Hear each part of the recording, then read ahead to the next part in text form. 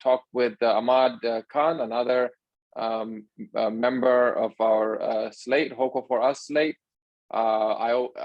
Almost every interview I've been, just blown away by the depth and breadth of the knowledge of and expertise of the group. And so this Ahmad is no less. So Ahmad, welcome, and please tell us a little bit about yourself and what about your background and so on and so forth. Thank you for inviting me in this interview process. My name is Ahmad Khan in short form. I am a Bangladeshi American citizen, and I came to United States in 1992 in the time of election of Bill Clinton and George Bush Sr. But during my student life, I was a student activist back in Bangladesh and grew up in the era of military regime throughout my youthhood period. And I was also involved at the time in the social organization like Rotaract, which is the young youth wing of the Rotary International. And I was elected representative of the district 3280, that is entire Bangladesh at the time. And I was involved in many social activities. And on top of that, I was a student activist during my medical school era also. But anyway, so when I came, obviously, I prepared myself for a licensing exam, and then I entered the medical residency program in Pittsburgh. And after finishing my residency, I relocated to Maryland Eastern Shore. That Eastern Shore area, it's a rural America.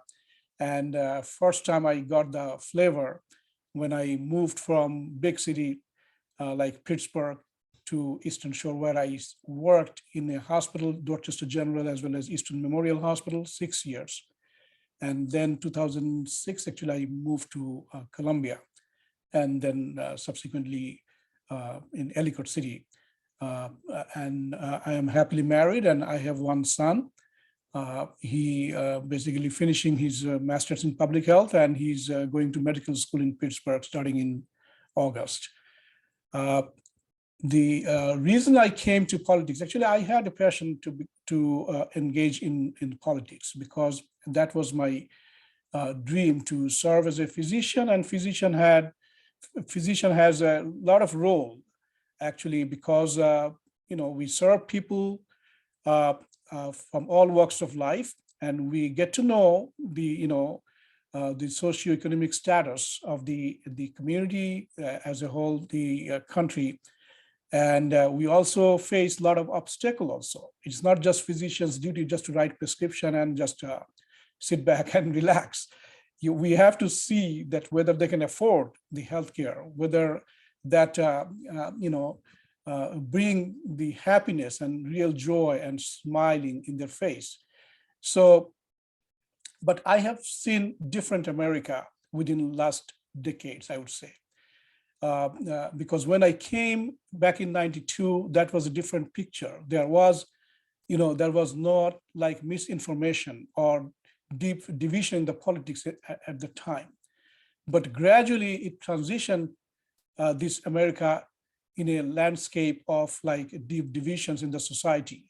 And also we have seen misinformation, especially in this era of Twitter and podcast and all kinds of social media.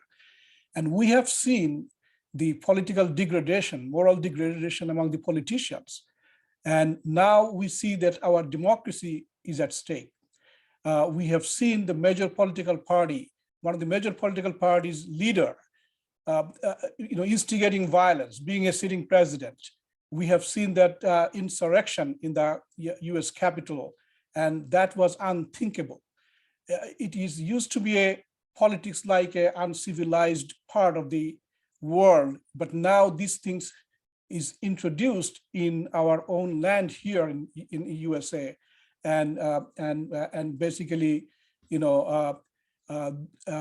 everything is going like, it is like the truthfulness should be the essence of all the decision makings and everything, but we see that that has been lacking. And when I said that I was in the Rotary four-way test, that actually shaped me up in order to make my decisions or also implement. Like four-way test, one is it the truth? So when we are saying or doing something, I mean, is that the truth?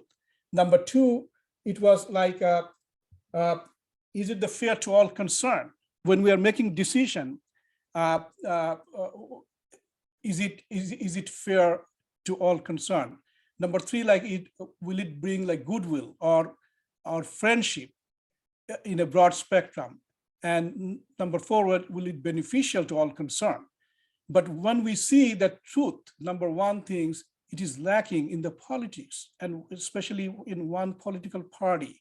The leader's role should be, convince people against the odd for the right direction, for the truthfulness. But when we see the leader basically, instead of, people following the leader follows the people who are biased of false perception, false, interpretation or misinformation. So that is not the leadership, So that is lacking in the top branch of the government when I see in America. Then I thought that, well, I should, obviously I'm not to that level, but I'm talking about in the grassroots level. Also, I can make some difference, I can contribute something. And that's why I decided, I mean, if, I get a proper platform, so I probably jump into politics. And when I get that opportunity, obviously, then I took it and I, decided to run for Central Committee, because a lot of things needs to be reformed, even within the Democratic Party. No party is absolutely, perfect, of course, but there is some, room to improve.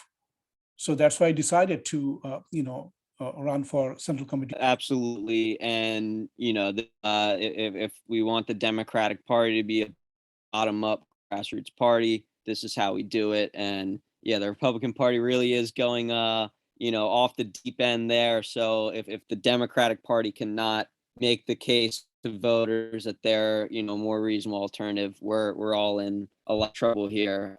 So Ahmad, I have a question. You mentioned at the beginning, that you said this Central Committee is the beginning of your politics, but really that's not true. It sounds like you've been doing political activism for almost your entire life, including even under, an autocratic regime, as you mentioned. So could you touch on, what you were doing, back in Bangladesh, and, what were you doing activism around, and were you scared? What were the risks? That's a lot of courage to do something like that. Well, I mean, that at the time we were basically,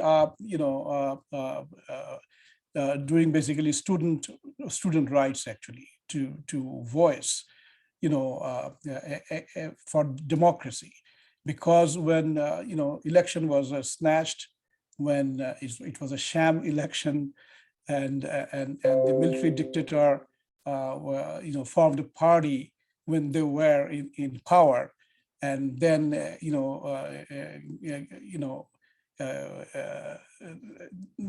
they were at that time making some policy against people as students' rights.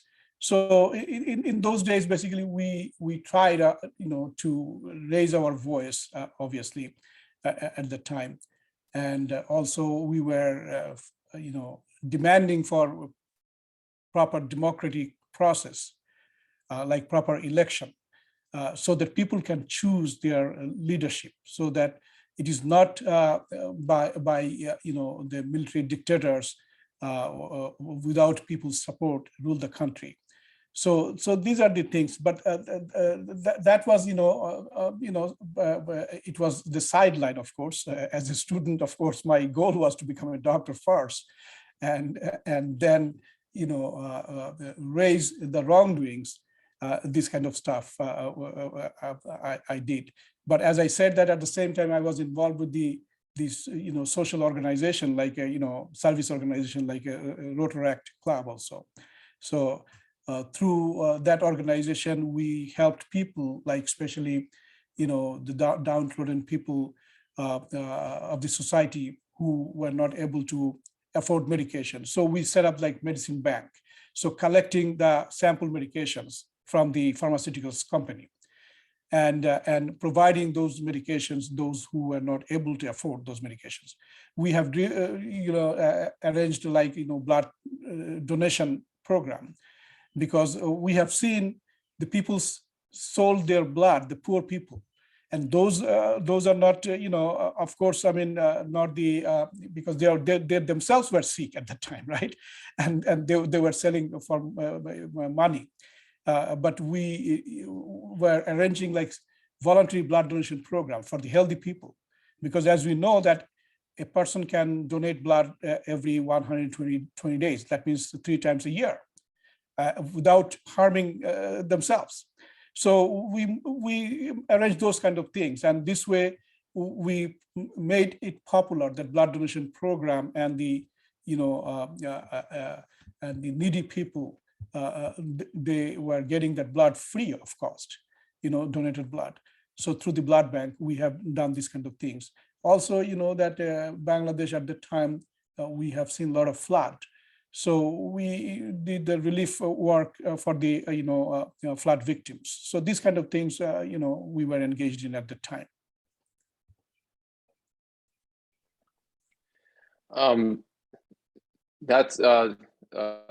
Those are very I would say worthy causes in that you were engaged in at the time, Ahmad.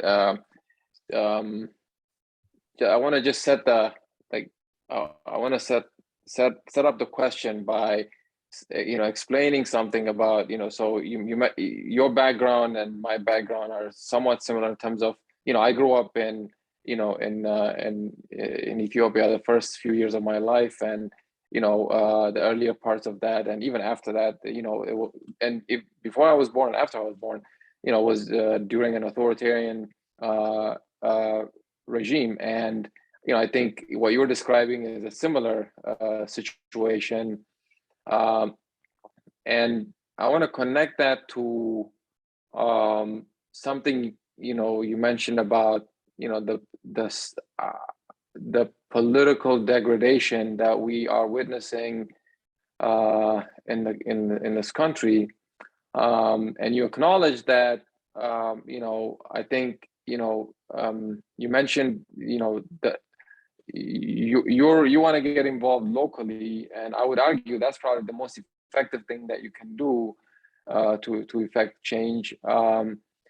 So I know that what's at stake. I think a lot of people, even who are not born in those regimes, know what's at stake if we don't change direction. But can you describe where like just based on your experience when you were there, how bad could things get? Because I really don't think there are a lot of people who seem to watch what happened during the hearings in Congress and just not realize how bad things got, and things almost got. But so describe what how bad things could get. And of course, like I said, I don't think I think the most effective thing that we can do is effect change locally. What can we do here to at least contribute in a positive way to prevent that from happening? Well, I mean, locally, as you know, that first of all, what we see, that people, they lost faith on politicians in the both sides, not only just Republican side as well as Democratic side also. But it seems to me that the other side, because of the propaganda machine, the misinformation feeding into people, and this is the way they are disseminating the hatredism and also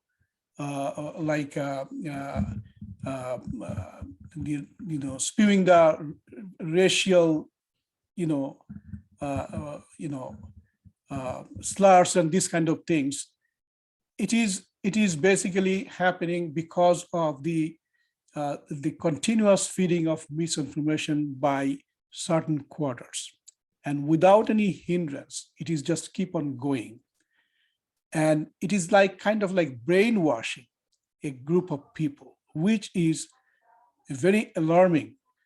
And if the political parties, they don't act now, I can see that these violence things, probably will become more and more in future.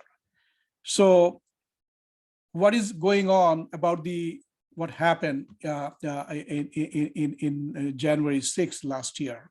Obviously, I don't know what will happen at the end after the hearing. But I think there is also economic issues also involved here.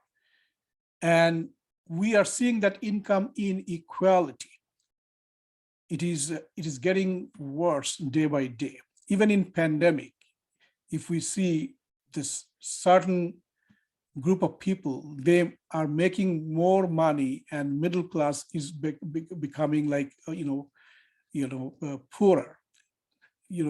They are crashing actually, and we see that they are making fortune with the cost of the middle class,